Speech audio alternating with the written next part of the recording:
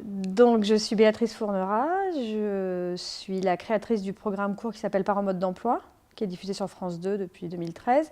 Et auparavant, j'ai écrit Working Girl sur Canal+. Et bon, voilà, puis après, j'ai écrit des longs métrages voilà, en tant que scénariste. Mais en fait, j'ai eu deux parties dans ma vie. J'ai eu une première partie où j'étais productrice, j'étais assistante de production, puis je suis devenue productrice d'une émission de plateau qui était Nulle part ailleurs. Ensuite, je me suis mise à l'écriture, donc ça, voilà, c'était. Et Par en mode d'emploi m'a permis d'un peu d'allier ces deux métiers que j'avais appris en devenant productrice artistique, donc ce qu'on peut appeler showrunner sur Par en mode d'emploi, c'est-à-dire que je m'occupe de la globalité artistique du projet, depuis l'écriture des textes avec les auteurs que je supervise, jusqu'aux lectures avec les réalisateurs, etc., jusqu'au tournage, jusqu'au montage, et voilà.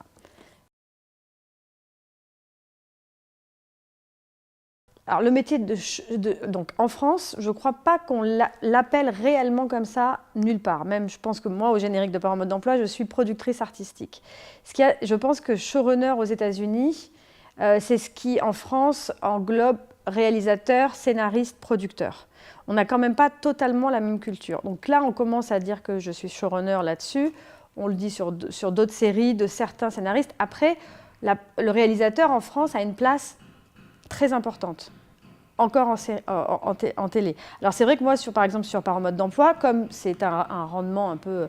On a beaucoup de sketchs par session, les réalisateurs passent, et c'est vrai que je suis la garante, donc la garante du rendu artistique de la série. Donc ça se fait naturellement que je deviens l'entité artistique et donc ce qu'on peut appeler showrunner.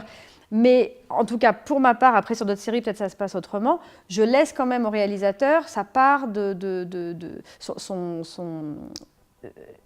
lui laisse vraiment son travail, quoi, son travail artistique, c'est-à-dire que sur le plateau, pour moi, c'est lui le capitaine du plateau. Alors je sais que ça, par exemple, aux États-Unis, c'est certainement pas pareil. Sur d'autres séries françaises, c'est peut-être pas pareil. Mais là, la façon dont on travaille, c'est que je prépare les textes. Ensuite, je les lis avec le réalisateur pour être sûr que tout est bien, on a bien compris. Et des fois, c'est lui qui soulève des choses que moi, j'avais pas vues, etc. C'est un travail de va-et-vient. Ensuite, on va faire les lectures avec les comédiens auxquels j'assiste. Je fais plus qu'assister, en fait. Les lectures avec les comédiens, il y a le réalisateur qui est là, qui entend aussi, mais je suis vraiment au même niveau que le réalisateur. Ce qui parfois d'ailleurs, selon les réalisateurs et l'habitude qu'ils ont, ils ont l'habitude qu'en général, en arrivant en lecture, ils sont les maîtres à bord. Là, ça change, c'est la différence, je pense, c'est que je suis autant maître à bord que le réalisateur, voire plus sur l'interprétation, etc. Pour être sûr. Après, je les envoie sur le plateau, ils savent tout, ils partent sur le plateau, et là, la seule chose que moi je fais, si on peut appeler, en disant que je suis showrunner là-dessus, je les laisse diriger le plateau. Je laisse le réalisateur diriger le plateau. Voilà. Après, s'il y a des problèmes, de toute façon, il y a le montage, on revient dessus, etc. Mais je sais qu'il y a d'autres façons de fonctionner. Il y a des showrunners qui sont en plateau. Je pense que par rapport aux comédiens, c'est bien d'avoir une seule personne à qui s'adresser. Donc voilà, j'estime qu'à ce moment-là, j'ai transmis tout ce que j'avais à transmettre. Ils vont apporter d'autres choses que je vais découvrir. Voilà, ça ne m'empêche pas de passer en plateau, mais je ne me considère pas comme le maître du plateau. Le maître du plateau, ça reste le réalisateur pour moi. Alors, Par en mode d'emploi, on a eu le prix du meilleur programme court par le Parisien. On a eu à La Rochelle le prix du Festival de La Rochelle, le prix des collégiens, qui pour moi voulait dire beaucoup. Et sur Working Girl, on était nommés aux internationaux Emmy Awards. En réalité, donc, comme j'ai eu deux métiers, je crois que si je remonte il y a très longtemps, je crois que j'aimais raconter des histoires. Quand j'étais petite, mes parents étaient très cool et ils me laissaient regarder la télé, ce que ne faisaient pas mes copains de l'école. Donc le lendemain, je racontais les films. À la récréation, je racontais les films. Alors peut-être ça, c'était un peu le démarrage. Mais après, j'ai suivi en fait des études d'audiovisuel et je suis rentrée dans la production audiovisuelle, donc pas vraiment dans l'écriture. Et c'est ensuite où j'ai refait un virage après Nulle part ailleurs. Et là, c'est que je suis allée dans un séminaire, dans le séminaire de Robert McKee. Une amie américaine m'a emmenée, c'est la première fois qu'il venait en France, etc. Et là, j'ai eu un espèce de déclic, je pense que j'avais un petit peu refoulé cette envie d'écrire depuis longtemps. Et là, tout d'un coup, j'ai réalisé qu'il y avait des techniques, ça m'a donné un peu de confiance en moi, disons, de me dire, il y a des techniques pour construire une table, après c'est moi qui offrirai à manger aux gens et je verrai ce que je leur donne à manger. Mais il y a vraiment des techniques et je crois beaucoup à la formation notamment dans l'écriture. Et c'est vraiment c'est ça qui, je pense, m'a déclenché vraiment l'envie d'écrire et la possibilité d'écrire. Je pense qu'avant ça, je n'envisageais pas la possibilité d'écrire. Donc mes études, elles étaient plutôt axées sur la production. C'était des études j'ai fait des études d'audiovisuel et je suis partie à Montréal faire ma licence, donc dans une faculté qui était sur l'audiovisuel, mais ce n'était pas réellement sur l'écriture. En revanche, à partir du moment où j'ai fait le séminaire de Robert McKee, donc à mi-chemin de ma carrière, on va dire, je n'arrête pas de faire des formations. J'adore les formations.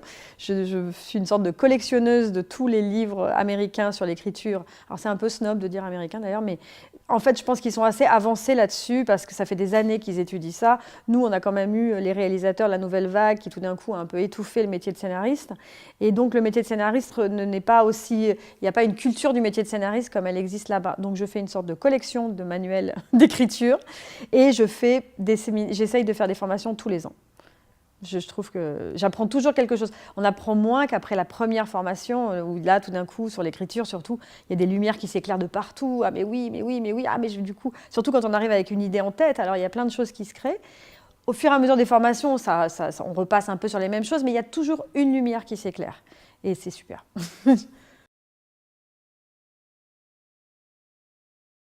Je pense que c'est le moment où j'ai failli abandonner, où j'en pouvais plus. Donc je pense que, et là je crois que ça m'a fait découvrir malgré moi le lâcher prise. Et je pense que la clé, c'est quand même un mélange de ténacité et de lâcher prise. Et c'est un équilibre qui est très difficile à trouver. C'est-à-dire que je me souviens quand j'ai commencé à écrire les premiers projets, j'étais persuadée qu'il fallait que ça se fasse, que ça allait se faire. Je m'accrochais. En fait, quand on s'accroche des deux mains à un projet, on n'est pas capable d'attraper de l'autre main ce qui se présente. Et donc à un moment, j'ai carrément tout lâché en me disant bon, en fait, je n'étais pas faite pour ça, j'abandonne, il n'y a rien qui marchait, les scénarios, j'avais signé des conventions d'écriture, etc., mais les scénarios restaient dans les tiroirs, rien ne se faisait, tout ce que j'envisageais ne se faisait pas, donc j'ai lâché. Et là, on m'a proposé quelque chose, Working Girl, je pense que c'était ça au départ, et puis j'ai fait Working Girl qui m'a amené, etc. Et même pour Parents mode d'emploi, quand j'y suis, on ne sait jamais où ça va nous mener en fait. Il faut saisir les opportunités, pas avoir un plan préconçu de comment ça va se passer, parce que ce qui est sûr, c'est que ça ne va pas se passer comme ça.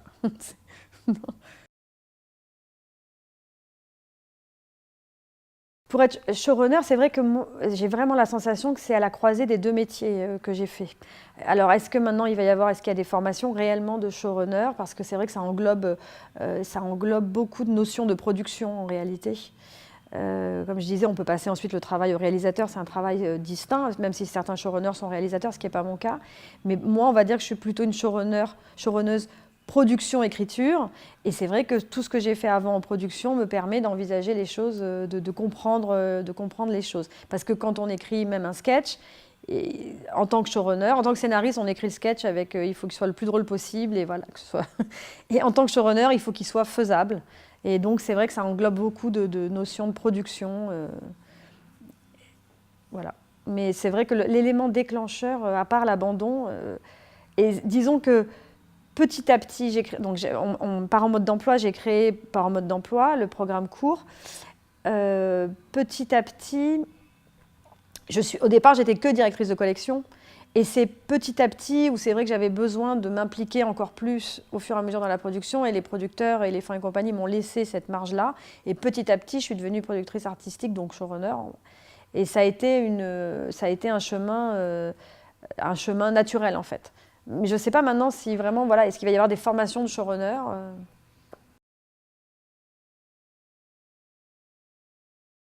Alors le conseil qu'on a pu me donner, je ne sais pas d'où il vient, je ne sais pas qui me l'a donné, mais c'est en anglais aussi, c'est have fun and let go, parce que je pense qu'il faut constamment revenir au plaisir qu'on a à faire ce métier-là. Et c'est déjà, il y a quand même beaucoup de souffrance, beaucoup de déception, de souffrance pour écrire. Donc il faut régulièrement revenir au have fun, c'est-à-dire vraiment, je trouve, revenir au plaisir qu'on a à créer des personnages, à écrire, rester en contact avec ça, en fait, ne pas être que dans la souffrance. Et let go, c'est ce que je disais qui est pour moi primordial dans ce conseil-là, c'est vraiment à la fois tenir à ses projets et à la fois être ouvert sur ce qu'on peut nous proposer. Comme je vous disais, moi, quand Éléphant et compagnie m'a appelé, en fait, ils répondaient à un appel d'offres sur un programme court. Ils avaient le concept de parents d'emploi qui était déjà en place, c'est-à-dire un couple avec 3 enfants. Et quand ils m'ont appelé, je sortais de Working Girl, j'avais des projets de cinéma. J'avais pas du tout envie de faire un programme court. Au départ, j'y suis allée parce que voilà, je m'entends bien avec eux, je leur fais confiance, ils me font confiance, mais j'y suis allée comme ça. Et puis réellement, j'ai écrit les premiers textes qui sont le condensé de ma vie de famille, enfin l'exutoire de ma vie de famille. C'est venu tout seul et ce programme m'a donné énormément de joie et c'est pas du tout ce à quoi je m'attendais. Et c'est vrai que du coup, je suis devenue showrunner sur ce programme-là. Et ça m'a apporté beaucoup, voilà, beaucoup de joie et puis ça m'a appris énormément. Je travaille avec les comédiens, ce que je ne faisais pas forcément avant sur Working Girl, ce qui est aussi la partie showrunner. Je suis en contact avec les comédiens, avec les réalisateurs et ça m'a apporté énormément alors que j'étais prête à dire non. Donc c'est vraiment un mélange de ténacité sur certains projets et puis aussi de saisir les opportunités. Et puis je me disais aussi tout le temps cette phrase, moi, quand je ramais, c'est en forgeant qu'on devient forgeron. C'est-à-dire que il faut prendre des choses, il faut écrire. À un moment, moi, j'ai écrit des espèces de petites histoires qui accompagnaient le rapport annuel de la Poste. Bon. Ben, il faut écrire. Moi, je trouve qu'il faut toujours, voilà, il faut, c'est ça. C'est en forgeant qu'on devient forgeron. Ouais. Je pense qu'il faut se nourrir tout le temps. Il faut se nourrir de références. Il faut toujours lire, regarder des séries, se nourrir. Ça éveille. Moi, j'ai la sensation que on met des couches artistiques comme ça et on s'aide les uns les autres à aller plus loin. Et donc, il faut continuer tout le temps à regarder, à se nourrir. Et du coup, à chaque fois quand on fait ça, quand on se nourrit, on a des envies qui renaissent, même quand on est découragé par ailleurs. On a des envies sur un autre projet. Et c'est garder cette envie intacte. Et un jour, ça va marcher. C'est sûr, c'est sûr. Ça va marcher. Après, marcher, c'est-à-dire ce que j'appelle marcher, c'est pouvoir en vivre, avoir des satisfactions avec ce métier, etc. Au niveau de la confiance en soi aussi, il y a quelque chose, on n'est ni des génies, ni des archi-nuls. C'est-à-dire que quand on commence, on a tendance à soit on a l'impression qu'on a créé quelque chose de génial, soit on est nul. On n'est rien de tout ça, en fait, on est vraiment au milieu. Donc il faut juste, on est tous à peu près moyens. Et on a tous quelque chose à raconter, quelque chose à donner au monde. Donc je trouve qu'il faut juste rester là. Donner ce qu'on a à donner et puis ne pas trop avoir conscience de soi tout le temps et en se jugeant et en s'auto-critiquant tout le temps. Alors, il y a une chose que Judd Apatow, que je ne fais toujours pas, hein, mais que j'aimerais faire, que j'aimerais savoir faire. Judd Apatow appelle ça la vomit pass, c'est-à-dire savoir faire un premier jet qu'on sait mauvais. Alors, je parle plus de l'écriture que de showrunner là, hein, mais bon. Mais faire un premier jet qu'on sait mauvais, la vomit passe, mais c'est pas grave, on a la base de travail. Ça, j'ai encore beaucoup de mal à faire ça. Donc j'ai du mal à faire cette passe que je trouve pas bonne. Donc ça amène à des comportements qui sont assez connus, de repousser jusqu'à la dernière échéance pour ne plus avoir le choix. Et bon voilà, j'aimerais arriver à travailler autrement quand même et être capable de savoir qu'on peut d'abord produire quelque chose de pas bien, puis on va revenir dessus, on va retravailler.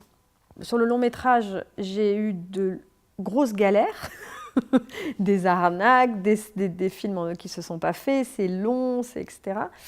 Là, j'ai écrit Tamara 2 qui sort en juillet, donc, et c'est un grand bonheur. Donc ça, c'est pareil, c'est-à-dire que c'est vrai que la frustration qu'il y a pendant des années, et ça va arriver ça arrive à tout le monde, on écrit, et puis ça ne se fait pas. Alors j'ai l'impression que ma chambre, elle est remplie de personnages sous le lit, partout. Il y en a partout, des personnages qui n'ont pas... Et que j'étais persuadée qu'il fallait qu'ils existent un jour, et puis voilà, ils n'ont jamais existé. Il n'empêche que même aujourd'hui, je récupère des choses, c'est jamais totalement perdu, quoi. Mais il y a cette part de... Ça, c'est assez difficile quand même, cette part de frustration sur les projets. J'ai l'impression que c'est quand même de jamais trop se prendre au sérieux parce que sinon on est un peu mort. C'est pour ça que je pense qu'il faut toujours continuer à regarder ce que font les autres et jamais s'enfermer dans un monde, dans un vase clos où on a l'impression qu'on a tout compris, que je pense qu'on peut toujours avancer. Et les scénaristes vis-à-vis des producteurs, je dirais qu'il y a un conseil, c'est que quand les remarques sont parfois difficiles à prendre. Ça, c'est obligatoire. Avec l'expérience, on apprend qu'il y a toujours il y a souvent quelque chose de bon dans les remarques. La deuxième chose, c'est que si une remarque ne vous plaît vraiment pas, la dernière chose à faire, c'est d'en parler trop avec le producteur parce qu'il aura certainement oublié la session d'après. Donc il vaut mieux ne pas trop le souligner pour oublier. Voilà. Après, aux comédiens... alors les comédiens, en tant que showrunner et sur un programme court, les comédiens, surtout moi, les comédiens que j'ai dans mon programme court qui sont Arnaud Ducré et Alix Poisson, ont une grosse capacité d'improvisation. Alors c'est pareil, c'est vraiment une forme de dosage. On ne peut pas dire que la série est totalement improvisée du tout, elle est vraiment écrite. Maintenant, ils proposent très souvent des improvisations dans lesquelles il y a des perles, il y a des choses qui sont super, qui sont devenues... Voilà. Il y a de temps en temps aussi des choses qui font rire un plateau, parce qu'un plateau, c'est dans une ambiance particulière et que quand on les revoit après à froid, ça ne marche pas. Donc je trouve qu'en tant que showrunner, en tout cas sur un programme court d'humour, il faut rester à l'écoute de cette énergie-là, de choses qui peuvent se passer et ne pas être... les textes ne sont pas en marbre, c'est de la comédie, ça doit vivre, ça doit... D'ailleurs, on fait les lectures avec les comédiens pour ça, notamment aussi avec les adolescents dans la série, pour qu'ils prennent les dialogues dans leur façon de parler. C'est pas nous, les scénaristes de 45 ans, qui savons exactement. Donc, ça peut être un peu plaqué si c'est nous qui le faisons. Donc, c'est très important qu'il y ait ce va-et-vient permanent entre l'écriture et les comédiens, la réalisation, pour que ce soit une matière vivante. Après, c'est le grand bonheur qu'apporte un programme court au quotidien comme ça. C'est on écrit un texte, il est joué la semaine d'après, on voit ce qui va pas, on rectifie, c'est une école formidable. Le problème de cette question, c'est que je ne sais pas exactement ce que ça veut dire réussir, en fait. La seule chose, c'est que c'est vrai, quand on arrive à gagner sa vie avec ce qu'on aime, ben, c'est formidable. Donc la recette, je reviens un peu à la même chose, c'est que c'est ce mélange de ténacité et de lâcher prise. Il faut arriver à trouver le bon dosage là-dedans, et c'est sûr que ça va marcher à un moment ou à un autre. C'est prévu pour. Si vous êtes fait pour ça, c'est prévu pour. Réellement, je dirais que participer par exemple à des formations, comme je fais de temps en temps, des espèces de masterclass, 3 jours, je trouve que ça permet de se mettre en contact avec des professionnels. Après, c'est sûr qu'il faut un tout petit peu de sens des relations publiques quand on rencontre des gens. Pour les scénaristes aussi, il faut quand même avoir un contact correct avec les producteurs. Il ne faut pas trop se retrancher derrière l'artiste torturé. C'est un métier, sinon je pense que romancier, c'est peut-être plus adapté, quoi. Il y a quand même un métier de contact et d'aller-retour avec les producteurs. Le plus dur, c'est tous ces projets auxquels on croit et dans lesquels on met une vie. Ça, c'est sûr qu'on est dans quelque chose, on met une vie dans les projets. Et ils ne se font pas pour des raisons. Alors ça amène à des choses horribles comme de l'amertume, parce qu'on voit des choses qui se font et on se demande pourquoi les nôtres ne se font pas. Donc ça, c'est le plus difficile, je trouve. Le plus gratifiant, pour moi maintenant, par exemple par un mode d'emploi, c'est quand les gens me disent « Oh là là, mais t'as mis une caméra chez nous ou quoi ?» C'est exactement comme chez nous. C'est exactement comme chez nous. Je trouve que je suis contente d'avoir, à ce moment-là, capter quelque chose qui peut se passer chez les gens, parce que ça se passe chez moi et chez les autres auteurs du pool. Il y a un gros pool d'auteurs. On travaille avec une vingtaine d'auteurs, parce qu'il fallait quand même, on fournit quand même beaucoup de sketchs. On a fait quelque chose comme 2500 sketchs, quoi, donc il faut vraiment... on travaille avec un pool d'auteurs. Ce que je fais, c'est que régulièrement, je fais des petites réunions à pas plus de 5-6 maximum, parce que j'ai remarqué que quand on est plus que 5, l'ego rentre en jeu, c'est-à-dire que le timide ne va pas parler, le grande gueule va trop parler, tout le monde se soucie de ce qu'il dit et de l'effet que ça va faire sur les autres. Et j'ai remarqué par l'expérience qu'à 5, on n'est que dans le travail, il n'y a pas tellement ça. Donc on fait des petites réunions par groupe de 5, dans lesquelles on va discuter d'un personnage, trouver comme donc toujours dans le cadre d'un programme court, c'est vraiment ça, une sorte de petite nouvelle os à ronger. On va se dire, le fils de la famille se met à la drague et il est foireux. Bon. Et là-dedans, on va tourner là-dedans et on va brasser des idées dans cette réunion. Puis les auteurs partent chez eux et ils nous renvoient des textes à des dates précises. J'étais aidée par 2 directeurs de collection. Là, ils avaient du coup chacun un pool de 10 auteurs chacun. Et donc, ils nous envoient leurs textes. Et là, sur Par en mode d'emploi, on a un système particulier qui est que les auteurs ne font que des V1. Ils ne font pas d'autres versions.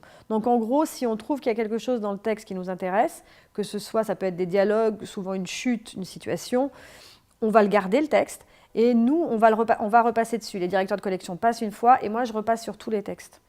Et voilà. Et donc après, on aura d'autres versions. On arrive quand même les textes qu'on tourne sont une V6 à peu près, parce qu'on est passé par une version avec le réalisateur, avec les comédiens. Et enfin, après la version de tournage, quoi. Donc on a quand même plusieurs versions, mais les auteurs, eux, n'en font qu'une, parce que c'est déjà assez exigeant. Alors après, ils ont un ratio, il y a plein de textes qui partent à la poubelle, hein, mais...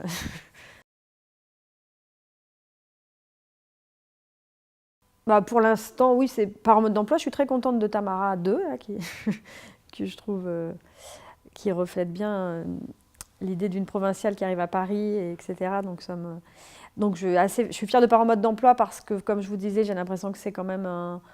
Bon, après, c'est une alchimie, hein. J'ai bien conscience, je suis fière d'être tombée à ce moment-là, de la chance, de cette alchimie entre ces comédiens incroyables. Il y a vraiment une alchimie qui s'est faite. C'est pas tout le temps comme ça, hein, voilà. Donc là, je suis fière d'avoir été dans ce moment-là, dans cette aventure-là. Après, je suis un petit peu fière d'avoir fait faire à travers... J'ai coécrit un documentaire sur le stand-up avec Gad Elmaleh et Yael Berdugo qui s'appelle 10 Minutes in America. Et à un moment, il y a une séquence où Jerry Seinfeld fait du mime. Et donc, j'étais contente que de chez moi, en ayant écrit Jerry Seinfeld du mime, d'avoir fait ça, parce que Jerry Seinfeld est une de mes idoles. Et après, le moins gratifiant, j'ai travaillé pour une série... je suis rentrée à un moment dans un atelier d'une série. Il y a des endroits où on nous broie quand même. Et là, c'était un atelier pour faire les arches avec des gens qui avaient l'habitude de ça. Il y a des endroits où il faut ressentir aussi ça, les endroits où on va être heureux ou pas heureux. Bon, même s'il faut saisir des opportunités, il faut toujours quand même être dans une petite notion de plaisir et de pouvoir s'épanouir. Et là, c'était particulièrement douloureux, surtout quand on est dans la comédie, qu'on est face à des gens qui rient à rien de ce qu'on renvoie, c'est vraiment très dur. Et après, on a écrit un épisode, j'ai écrit un épisode, mais je ne vais même pas citer, mais c'était fait de tellement de concessions et de concessions que non, je ne suis pas fière de ça. Perdurer, moi je pense qu'il faut continuer à toujours regarder ce qui se fait, envisager des nouvelles manières de faire. J'imagine, hein, parce que j'en sais rien, il faut que je perdure pour le savoir. Mais en tout cas, c'est dans les... Je reviens à ça, à se nourrir, à voir ce qui se fait, à regarder. Et puis surtout que là, ça bouge tellement vite avec les séries, etc. Alors on est un peu submergé par le talent. Là, par exemple, moi j'ai regardé une série là, une série qui s'appelle Smilf, une fille qui écrit, réalise, qui showrun sa série, etc. Bon, on se sent tout petit, hein, c'est tellement brillant. Mais bon, voilà, ça fait du bien, ça tire vers le haut. Il y a des choses comme ça il faut voir ce qui se fait de très bien. Et j'ai l'impression qu'il faut rester comme ça, vif et avide d'apprendre toujours un peu plus, quoi. Alors, moi, j'aime beaucoup ceux qui étudient la nature humaine de manière... j'aime beaucoup les films de James L. Brooks, Tendre Passion, Spanglish, voilà. James L. Brooks, pour moi, c'est un peu... Voilà. Il y a une autre réalisatrice américaine qui n'est pas très connue, qui s'appelle Nicole Olofsener, qui tend un peu vers... je pense que c'est dans ses influences. James L. Brooks, c'est vraiment formidable ce qu'elle fait aussi. Et Judd Apatow, moi j'adore Judd Apatow, surtout la partie, voilà, le film comme Funny People, toute cette partie vraiment sur l'humain, que Robert Altman aussi avait dans Shortcuts, voilà, c'est un peu tout ça. Et après, dans l'humour, Jerry Seinfeld, sans hésitation, et Ricky Gervais. Ricky Gervais. Ricky Gervais.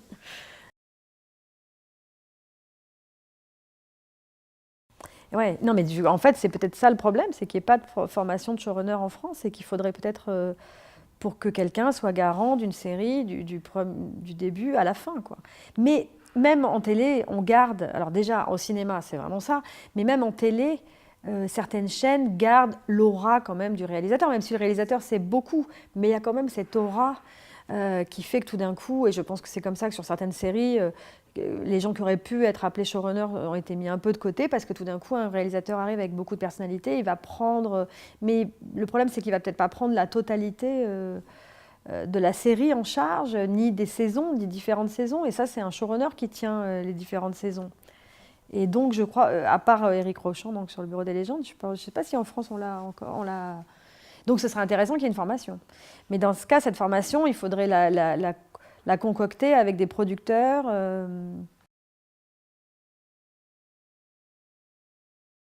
Non, je trouve que la transmission, la formation, c'est primordial et qu'il ne faut jamais s'arrêter de se former, jamais s'arrêter de transmettre. Vraiment, j'ai la sensation je vous dis, de couches qui se superposent. Le savoir, c'est ça, et puis et ça permet à tout le monde d'aller un peu plus haut. Donc, j'ai la sensation que c'est très important. La formation et la transmission, c'est vraiment très important.